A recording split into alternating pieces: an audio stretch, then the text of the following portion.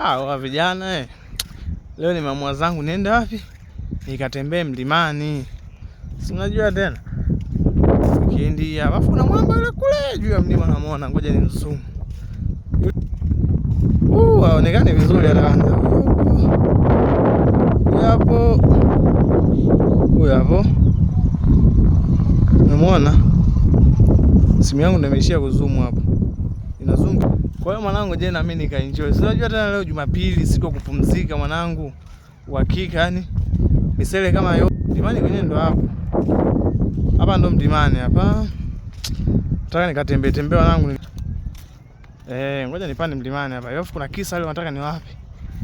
Kakisa kadogo kalinikuta jana tarehe ngapi ile? Ilikuwa tarehe 21 nadhani, kitu kama hicho. Kwa hiyo wanangu, tukipata time kama hivi, unapata muda wa kupumzika, muda wa kutuliza akili. Mwanangu enjoy. Usienjoy sana lakini kupitiliza. Si unajua tena mwanangu, kwa shida haya yanapotukutaga. Enjoy tu kawaida ile wastani mwanangu. Ndio anaenda mlimani kwenyewe, ndo hapa nimeanza kukutana na haya mawe.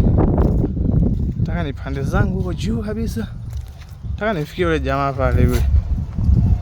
Huyu hapa. Sija asali jamaa mimi hata simuelewi. Au ndo anaimba simu. Mimi sijui mwanangu. Kusema nini? Huko nyuma mnapoona ndo mjini. Huko. Njia naishakosea tayari. Njia ipo huku, mimi naipita huku. Huku ndo njia ipo, mimi naifuata huku. Huku hii njia hata sijui inaendaga wapi. Kama ngapi hapa kutembea. Kwa hiyo wanangu, ndio hivyo, mimi napanda zangu mlimani hapo. Niwasheka story kamoja. Nikitosha zangu kwa haya.